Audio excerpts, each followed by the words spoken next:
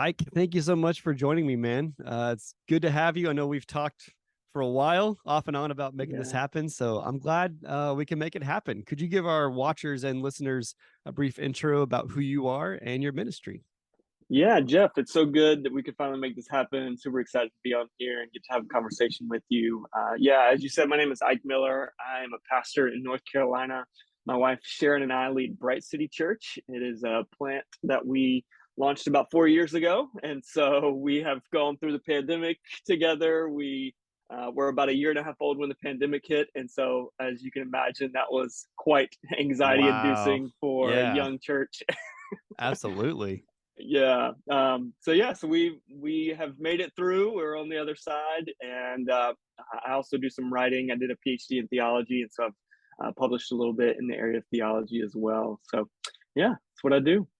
Very cool, man. Yeah, we were privileged to have Sharon on as a guest a little while ago. Yeah. And yeah, so it's good to have you on here as well. And the topic we're talking about is definitely a lot different, but it's a good one that you and I kind of worked out based on a book that you're currently writing, which we'll Hmm. promo more at the end. But based on the title, people watching and listening can guess we're talking about dysfunction, but how to leverage Hmm. it. Hmm.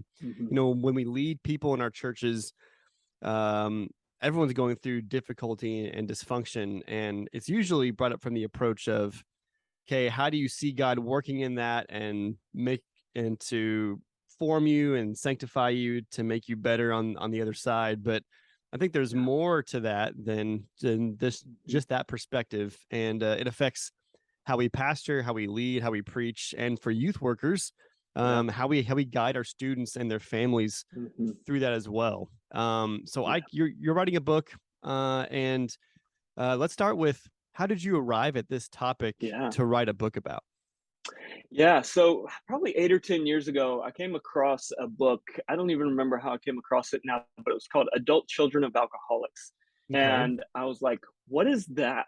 I, like it seems like some sort of one of those terms that's insider language. What does that mean to be an adult child, first of all, and then, Mm-hmm. of alcoholics? And so started reading that though, and realized that sometime in the 80s, they started doing these studies of kids that grew up in the context of an alcoholic system. Okay. And, they had had Alcoholics Anonymous for a long time. They had Al Anon for spouses of alcoholics. But they were starting to do more studying of children who grew up in that context. And so that's what they Okay. meant by adult children is adults who were children in that context. And as I began to read this book, it kind of goes through what happened to you as a child, what's happening to you now, and it has these 12 characteristics of adult children of alcoholics. And as I read this, I was like, man, this is reading my mail. Like this is to a T describing so many of the things that I just assumed was true for everybody. Okay. And Wow. so I kind of come to understand that. And then I kind of put it aside for a while, didn't really think about it. And when we got into the pandemic, I mentioned just kind of the anxiety that came with being a church plant at that time and wondering, are we going to survive this? Are we going to survive this financially? Are all of our people going to go to some church that has some nice, polished, produced online service? And we've never done online before, so we're doing this in my living room on Facebook Live. Like, Mm-hmm.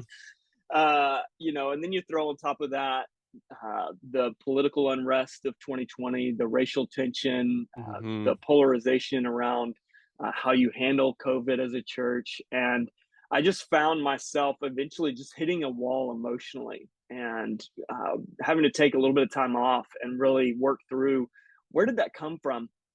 And I remember I was uh, during this time off, I was going for a walk and I was listening to this book called Codependent No More. And in the middle of this walk, she said something that just stopped me in my tracks. And she was talking about codependency and explained that basically with codependency, it's sort of this trauma related loss of self.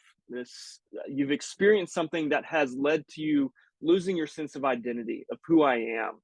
And when you've experienced that, ultimately what you do then is you look to things outside of yourself to define yourself, to give you a sense of identity. And what that means then is in various contexts, you end up uh, feeling like your identity, your value depends on what others think of you. Okay. And so here as a pastor, I realized I've become codependent with my whole church. Mm, My whole identity is about what is how valuable am I to the people that I am ministering to. yeah. On top of that, another characteristic of being codependent is you feel this need to manage everyone's emotions and manage Hmm. everyone's reactions. You know, when you have an alcoholic parent, so much of what you're doing is managing their reactions to your behavior because really it's a safety mechanism, it's a coping mechanism. How do I keep myself safe? And I realized I was doing that with every person in my church during the pandemic of how Mm, do I manage their feelings about me? How do I manage their reactions to my decisions? And when you carry that kind of responsibility, ultimately it's impossible to do. And so I was really wrestling through kind of all of this quote baggage that I was carrying from my childhood and how it was affecting my ministry.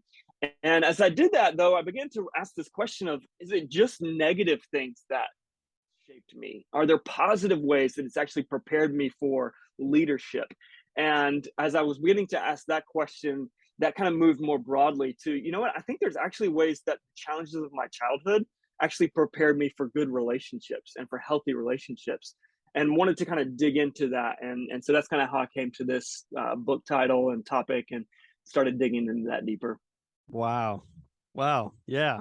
That's a really cool realization that's starting pre-COVID, and then in it you were able to see the dots and how they connected. And you know, back back in the pandemic when I was a youth pastor, Hmm. that, I mean, COVID was hard for everybody, but one thing I Yeah. kept affirming to the students even during the midst of it is, hey, this isn't just a phase in your life. This is going to affect you the rest of your life. And it's Hmm. kind of like a Yeah. baseball hitting a windshield, and the cracks and the different Mm. directions. It's different than like a ripple effect. It's like for some it's going to go this far for this reason, and for some it's going to go way out here and zigzag and be totally Yeah. unstable for a long time.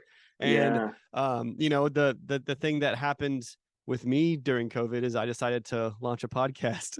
There you go. And I started it on April 1st of 2020 because I thought it would be a big joke. But I've had a lot of fun with it. But yeah, just being able to talk to people who are in youth ministry, who are leading churches overall, and almost as many people as I've talked to, I've heard just as many reactions to how Mhm. they handled it, but there's some similarities in it. And I think you nailed it on the head when you talked about anxiety and Yeah. even codependency, because I think during COVID, especially church plants and Mm. maybe some churches and groups that weren't as stable in the brick and mortar sense and the long Yeah. term traditional sense.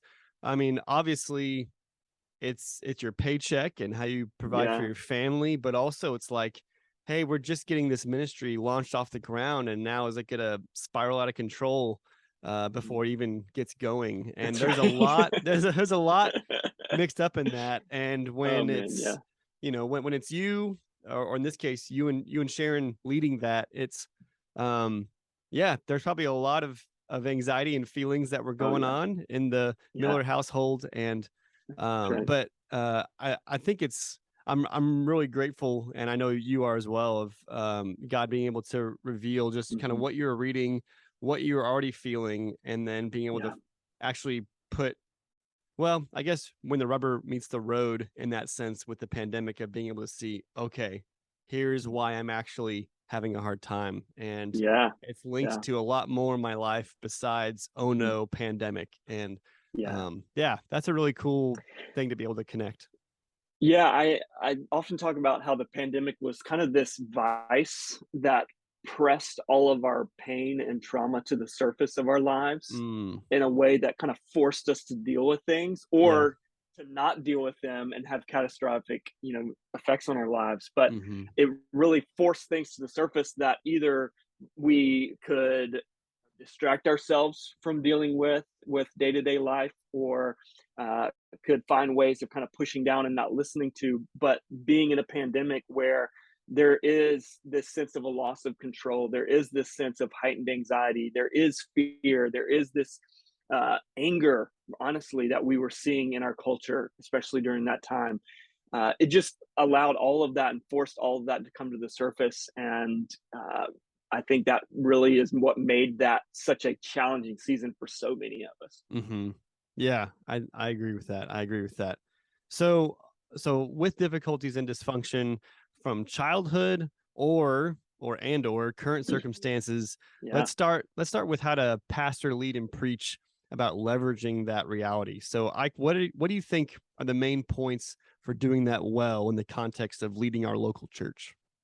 Yeah. So I think really where I've seen that this begins is in the transparency about our own stories Okay. and recognizing we all have stories and different stories, and we could compare our pain and compare our experiences and say, well, mine was a lot worse than theirs. But the truth is we all have pain in our lives. We all have some experience of pain.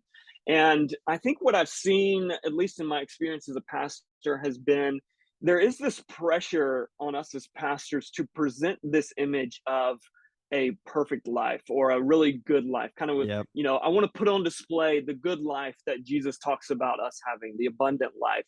And so having this appearance of having it all together and how we want to set that example for our people of, hey, this is what it looks like to follow Jesus.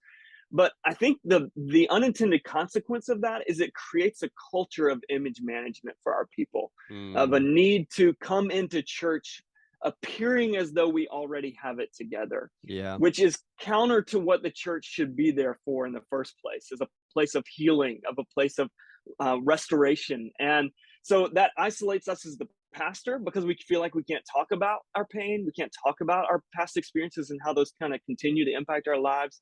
It discourages vulnerability and it undermines the healing work that we want to do as the church. And so, more than kind of perfect image is teaching our people how we experience God in the midst of confronting our dysfunction. Mm, How do we see God show up in the midst of dealing with these things and how God has worked in that versus, yeah, that happened a long time ago, but God has healed all that and it's gone now. yep. The reason that that is so problematic is that it leaves people feeling like, well, it didn't just get healed for me. It didn't Mm, just go away from me. And so is there something wrong with me? Do I not have the faith? And when in reality, what dysfunctional families do, dysfunctional families of origin, is it actually shapes our brain wiring. It yeah. shapes the way that we respond to situation Hmm. on a very sort of basic level. And so when we are told, in when Paul says, don't be anxious about anything, but pray about everything, and we think, I've tried so hard not to be anxious, and I've prayed about it. I just need to try harder. Ultimately, what we end up doing is just inducing more shame because we haven't dealt with the fact that the reason we have anxiety when somebody raises our voice or raises their voice at us is because it takes us back to a place of insecurity and fear when an abusive parent raised their voice Mm, at us. yeah. And you've got to go back and you've got to work through that. Otherwise, just trying harder is just going to create more shame. And so Yeah. I think being transparent, being vulnerable, makes it clear for the people that are under you that God meets us in our real lived lives, not just once we've risen above all of that. Hmm. And so, how do we, in our transparency, tell our people that? So, one of the things we try to make clear at Bright City is that Bright City is not about image management. We're not here to give the impression of having it all together because once people feel the need to kind of give this perfect image, it's really hard for them to come back and say, no, actually, there's this really hard thing going on in my life. My marriage is falling apart. I'm having this difficult relationship. It's hard for a teenager to come and say, I'm really struggling with, pornography or whatever it may be, when they've already felt this pressure to put on this image. And so that I think kind of how do we create that atmosphere of this isn't a place where you come perfect. This is a place where you come for healing, and we want to Yeah. make that possible. Yeah. Oh, I love that, man. Yeah. I was just having a conversation with the youth pastor here at our church about sharing stories and how when we share, especially like in the narrative sense, so students can relate. And Mm, then yeah, we bring our own experience into that. We have to be careful to make sure the students realize that our experience isn't going to be their experience. Like whether yeah, that's how we interpret scripture, what God stirs in us because of our past, um, how we react to things, kind of like you mentioned with reading that book and then COVID and then taking time off and realizing, oh, now I know, when Mhm. students hear that when it comes to reading scripture, they might think, well, here's what the pastor said. And so I need to have that. And if I don't, then I'm not Mm, reading this right. Or, hey, if I don't have this story of pain that seems to be yeah, more than my own story, then I'm not trusting in God enough. And yeah, yeah. it's a matter of like being able to be authentic and vulnerable, but yet you it's almost like when we talk with our kids ministry during VBS or anything like that, when we're talking about salvation with kids Mhm. especially, you always want to do this. Yeah, Like you want to yeah, you yeah, want to make sure they understand what it is and yeah, go over that again and again, but also like be able to still invite them. And that's kind of the same approach I feel like what you're getting at with people in the church body. Like when they hear mhm, your story, or especially if you're talking about trauma or abuse mhm, or things that would trigger that, it's almost mhm. like, hey, this is my story, and this is a truth that I feel that is present in scripture and who God is. But your story, I don't know about it. And that's not something Yeah, you really talk about from up front, but like you have that in mind, and they hopefully see that you have that in mind as you're talking about it, to not put your own story on a pedestal, either yeah, consciously or subconsciously, or like not discounting their own story. Cause like you said, they might realize, hey, it wasn't until you were talking that I remember when I was 14, et cetera, et yeah, cetera, et cetera. And now I mhm, realize why I'm feeling this way. Like it's a kind of yeah, a symbiotic thing that's moving away from codependency, but it's, to use a mhm. business term, s- synergizing, Yeah, kind of coming yeah, together. So it's a weird, delicate dance, but yep. like, but that raw authenticity and like roller coaster is kind of how you build a better relationship anyway. Yeah, one of the interesting things, and this is about to get real. I'm gonna so I Okay. hope All that's all right. right. But Yeah. I was 35 years old before I really admitted that I had experienced physical abuse as a child. Mm, And I think it's because I had heard these horrendous stories of people being beaten and, yeah. having bruises and having all Hmm. of these horrendous things. And I thought, well, what has happened to me isn't, that significant. I mean, I didn't have to hide marks or anything. And Yeah. so, so you kind of do discount your own story sometimes if it's not as dramatic as somebody else's. But at the same time, I think what happens, especially for youth pastors and working with students who really honestly are context. I mean, they're still being formed by the context of their childhood at that point. Hmm. Hmm. To share, hey, here's something that happened to me as a child, and this experience has shaped me. I think can free a student to say, I thought I was the only one. I didn't think I could talk to anybody about, this relationship or how I'd been treated in this relationship.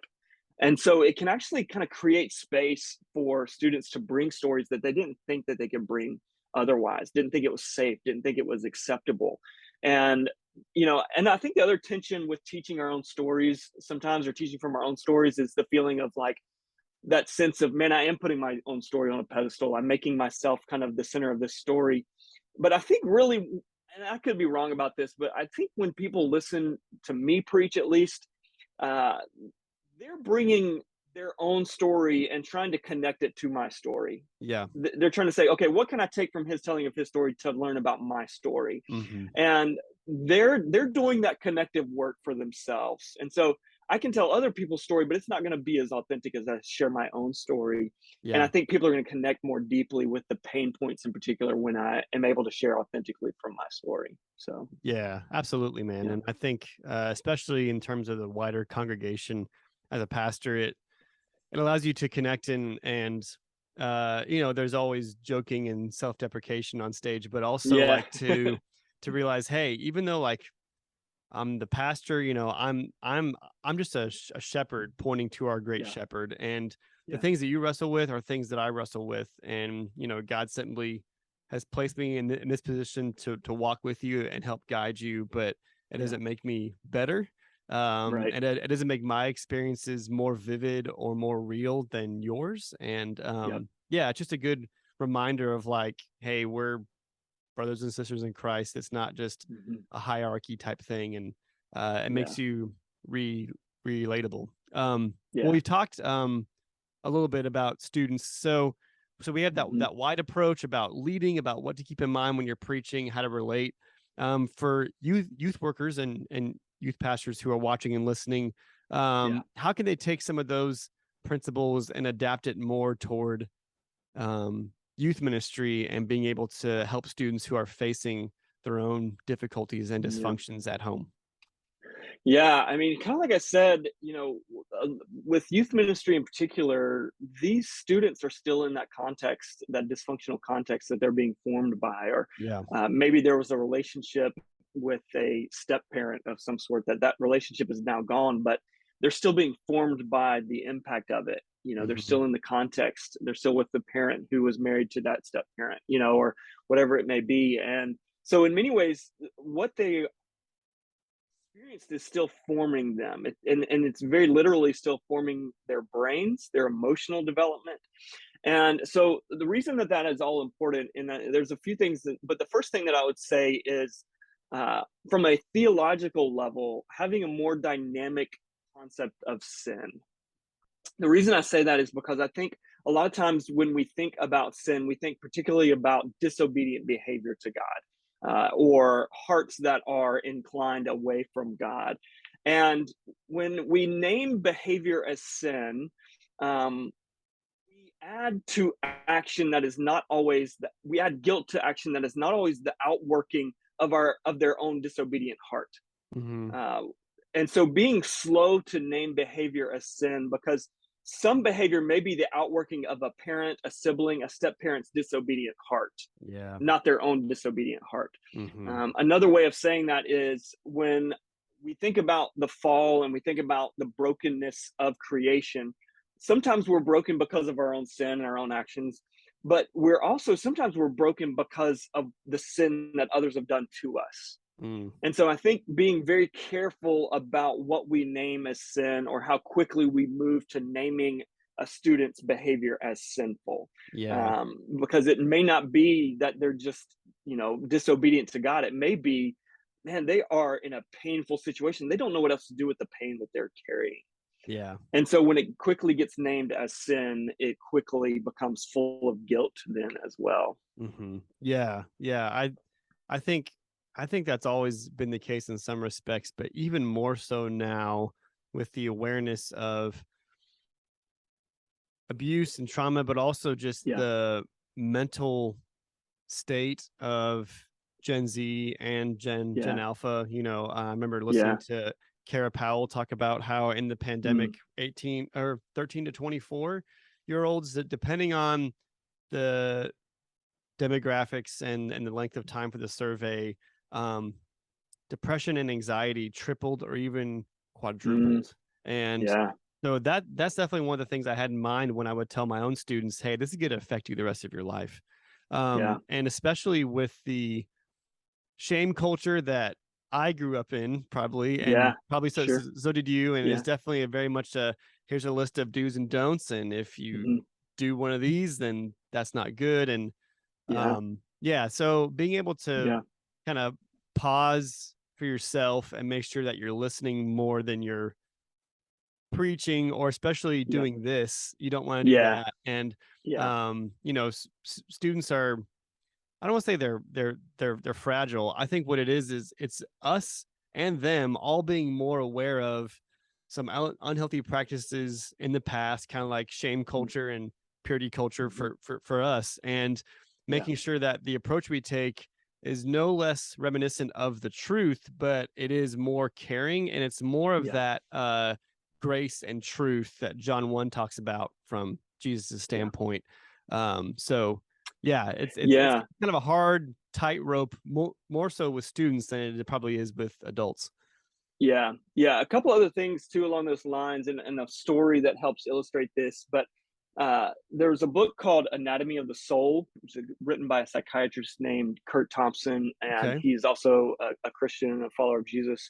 But one of the things that I would recommend for youth workers, youth pastors, is reading a good book on the intersection of brain development and therapy. And this book, Anatomy of the Soul, is a great resource because it also brings in the faith element. But one of the things that he does in there is he tells the story of a father named George who comes to see him in his office. And he's coming to see him because his 16-year-old daughter had recently been at a party and drinking and had drunk herself to unconsciousness. And so he had to go and pick her Mm. up and bring her home. And he has come to see this therapist because this was the second time that this has now happened. And so he's trying to figure out, what do I need to do about this? What can I do? And so, can you help her? And so the daughter Kristen comes in, begins meeting with Dr. Thompson regularly, and shares that she had originally begun drinking because it helped her to deal with her anxiety. When she was anxious, she could drink; it would calm her down. But it eventually morphed to a point where now it was just used to blunt any negative feelings, any Mm. negative emotions she had, any strong feelings, just kind of bring her down from that. And she shared in her counseling that a major driver for her anxiety was actually the pressure that she felt from her dad to perform academically and to perform athletically. And Mm. so she was able to kind of name some of that. Her dad had put the pressure of, if you don't perform academically, you're not going to get into the school you want to get into. If you don't perform athletically, you're not going to get a scholarship. You're not going to be able to go to the school you want to go to. And so she was carrying all of this anxiety. And so Dr. Thompson would regularly meet with her parents to kind of give them updates. And in one of these conversations, he asked George about his own anxiety. What are you carrying? What are you feeling? What do you find yourself worried about? What do you find yourself overcome with emotion about? And all he could talk about was his daughter's drinking and Mm. his fears about her returning to drinking because she wasn't doing well enough in school and performing athletically enough. And so he could not step away from his daughter long enough to examine his own emotional and internal world to say, how Um, is my own anxiety driving her behavior? And so in that instance, it would be very easy to say, man, she just needs to deal with her sin problem. yeah, right. She just Yep. needs to deal with her disobedience to God. When in reality, it's rooted in this bigger picture of dysfunction in her family and his lack of awareness of his own internal world. And Mhm. so, a second thing I would say for student workers is, show greater concern for their long term well being than their short term behavior management. That's a good word. Yeah. What's going on deeper down, what's going on in the broader context of their life than just kind of managing their behavior in this moment. Yeah. So that would be another thing. And then lastly, I would say, kind of going along with having a more dynamic concept of sin, is having a more dynamic concept of the gospel. Mm. I think in my context growing up, it was very much this notion of the gospel is about uh, being restored to my relationship with God. And it absolutely is that, 100% is that. But I think what was lost in that was also the way that it restores us to one another and restores us in ourselves. Yeah. And so Yeah. the way that we talk about the gospel at Bright City is that the gospel is the life, death, and resurrection of Jesus, restoring us to God and to others and in ourselves. Yeah. And how that gives us so much more of a holistic picture of what Christ accomplishes and what that has to do with my real lived life on a daily basis, of why I feel so broken in myself, why I feel Mhm. so disappointed and frustrated with myself, how I feel like I have no value in myself, or why this relationship with a parent or a sibling is so broken and seems impossible to restore. The gospel has something to say about all of those things too. And so, how do we bring the gospel into those conversations? Yeah. Oh, I love it, man. Yeah, that it has to be uh vertical and horizontal, Yeah. I think Jesus touches on that in the Beatitudes, certainly throughout his ministry. Even the 10 commandments are broken up as far as like how to relate to God, how to relate to one another. And so Hmm. it's all throughout scripture, so you can't lose that dynamic when you're talking about how do we live, like both for Yeah.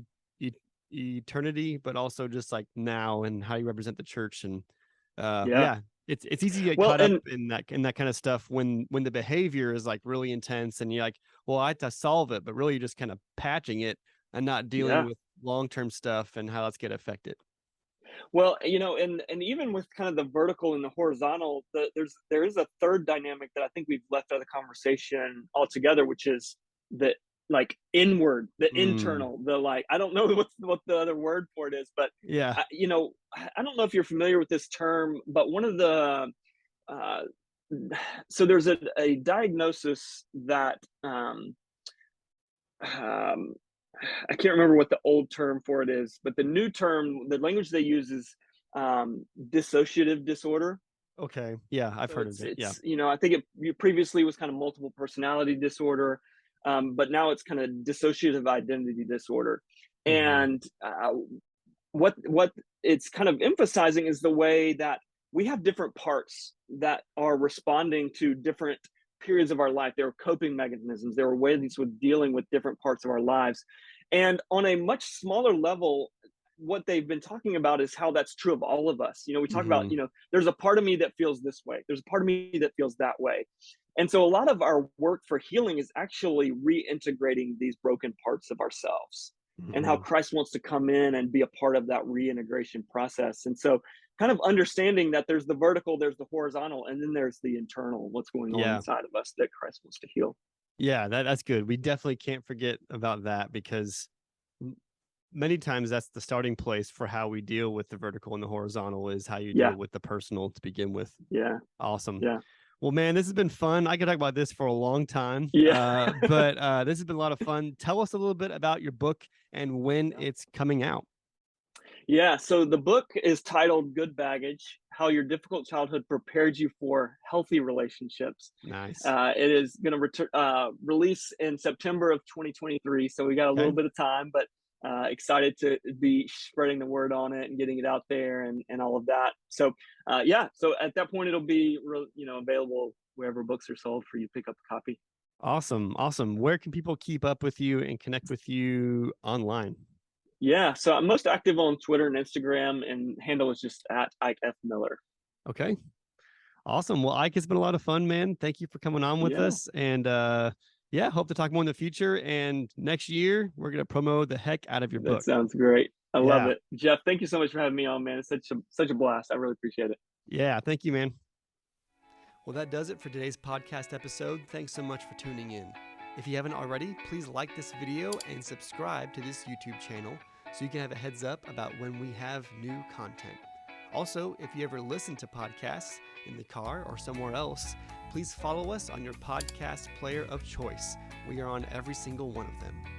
If you haven't already, please check out our website, youthministrymaverick.com. There you can see a comprehensive list of our guests, their bio information, a list of ministries that can help you in your own ministry, some articles I've written, and a store where you can get some podcast merchandise. Also, we have a big ask. If you would go and leave us a review on Apple Podcasts, not just a rating, but a review, take a screenshot of it and send it to me on social media.